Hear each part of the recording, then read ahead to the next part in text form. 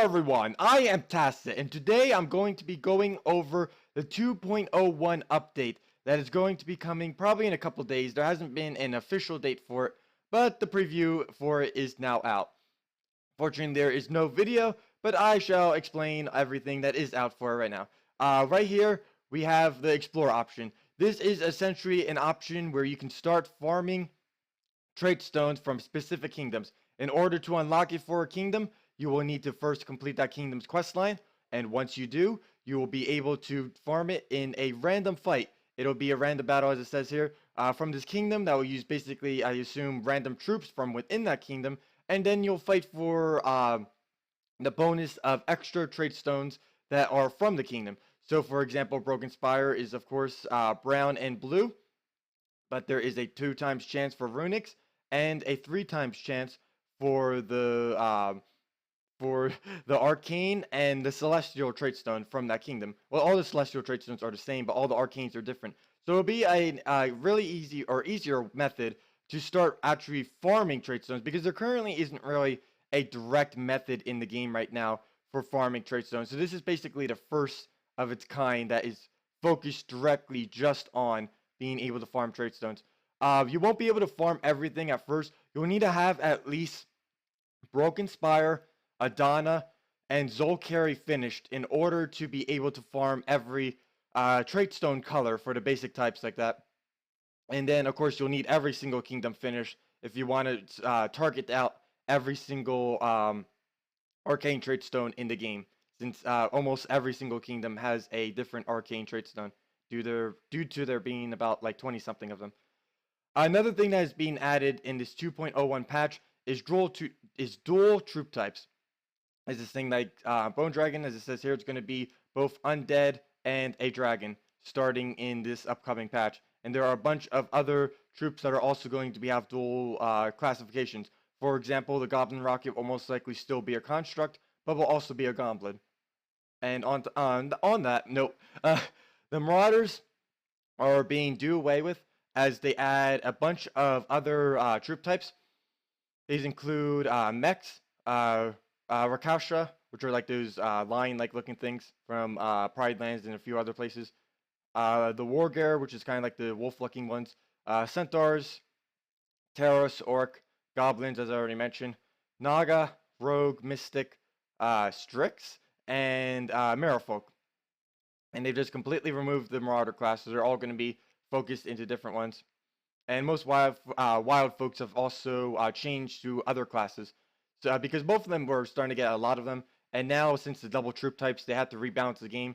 Because it should be possible now, if you had specific troops, you could actually get 2 different troop types. Because if you have 2 troop types, you might be able to get one at 3 times, like 3 undeads, and then maybe 3 of another. And start using 2 different troop types, plus a actual kingdom bonus as well. So you'll be able to get 3 different bonuses instead of just 2 if you build a specific team. Next up, we have a lot of status effect changes. These include things like the addition of Web and Stun. Web is basically just an entangle except for magic. It reduces whoever is under a web effect, it reduces them to 0 magic. It still allows them to cast their ability and everything just like that. But whatever scales based on magic on that troop will not do anything. For example, if this Stone Giant is webbed just like in this picture, it will be doing a lot less damage, but still going to be removing all the reds and doing whatever ratio it is. I think it's like 2 to 1 or 3 to 1, whatever it is. But it reduces its magic to 0 for the duration of the web. Once the web is cleansed or just wears off with a 10% per turn, increasing, so it's 10% the first turn, it will wear off, 20% the second, 30% the third, and it will just keep going up like that until it actually wears off. But for that duration, it will be 0 magic. Stunned is similar in that, or another new status effect, what it will do is completely disable traits, which is can be very powerful depending on what you use it on. Of course, this will do nothing against traits that start at the beginning of the turn, since they only trigger once right at the start. And there are also, for people more towards the beginning of the game, if you stun something that has no traits, well, it's going to do nothing to it. So stun is more for late game, or for when people start getting legendary fully traded around your level. Death Mark was also reworked in that it doesn't have the 2-turn waiting period for the death. So that means it has the same chance to cleanse every single turn as it has to kill. So like first turn, it'll have a 10% chance to kill you and cleanse, or cleanse, I mean. 20 next turn it'll be 20% that it will kill you or cleanse, and it'll just keep going like that. Previously, it did nothing for the first 2 turns, and the kill part didn't come in until the third turn at 10%. And by that point, the cleanse was already up to a 30% chance. And normally, Death Mark would cleanse before it could even have a chance of Death Marking. So now, both the cleanse and the chance to kill is at the same percent. So having a cleanse to counter Death Mark will be much needed because it's if you just wait for it to wear off, you're really risking your troop dying. And lastly, we have Entangle. It just no longer with attack buffs. Right now, if you get like an attack buff or anything that has like rage or anything, that will like raise up its attack randomly or whenever it gets hit or anything. Well, that will no longer undo Entangle. Also, if you attack buff while you are entangled, you will no longer gain that attack since it won't be removed anymore. So it stops attack from being gained, as well as attack no longer cleanses Entangle. So you have to use an actual cleanse or wait until it wears off. And trait changes, there are 3, and one is pretty major. One is Impervious, which is now going to be working against Mana Burn, Devour, and of course the 2 new status effects. So Impervious is quite possibly going to be one of the best traits in the game right now, especially for a non-legendary trait, since it's immune to essentially everything, aside from just standard damage.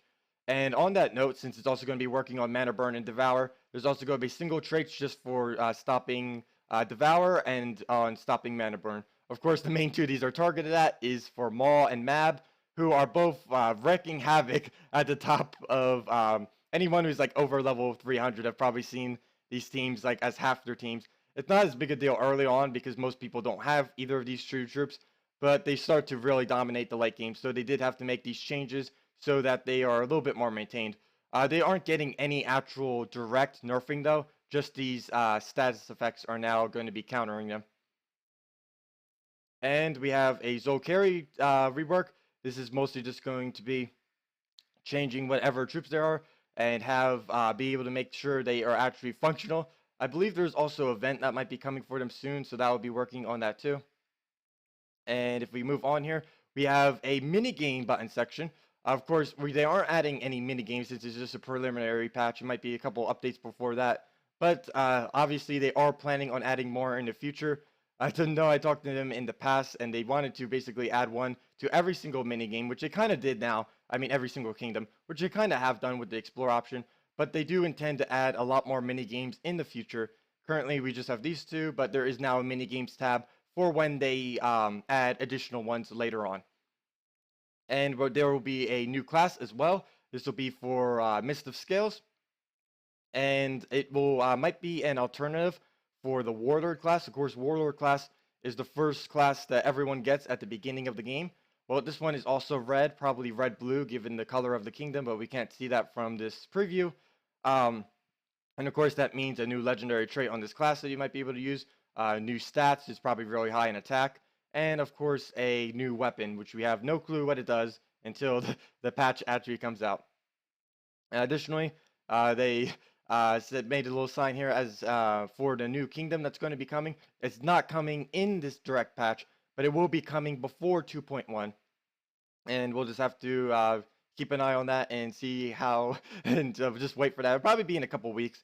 It's mentioned here that the new kingdom, probably around the time that the last mythic of Death comes into the game, which also play pretty well with the fact that Death Mark was reworked. So yeah, that is basically everything with the 2.01 patch. It'll be here probably in a few days. There is no official date of when it will be out as of this current moment. But I will be streaming a bunch of stuff with it, doing videos and all that on it.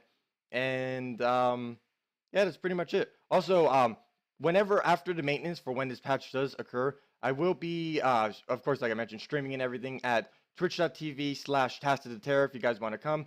As soon as the patch goes live, I'm going to be here finding what works in the new meta and everything like that, having a lot of fun. Of course, I'm also going to be streaming there all week as I try to get global rank 1 on the PC and mobile version. Also, I probably should have said this earlier, But this patch is only for the PC and mobile version as well. This is not for consoles. Consoles we'll probably have in like several months from now. I don't know. I don't know what's up with the consoles, but yeah. That will do it for this video. Leave a like if you found it helpful, and thanks for watching. Goodbye.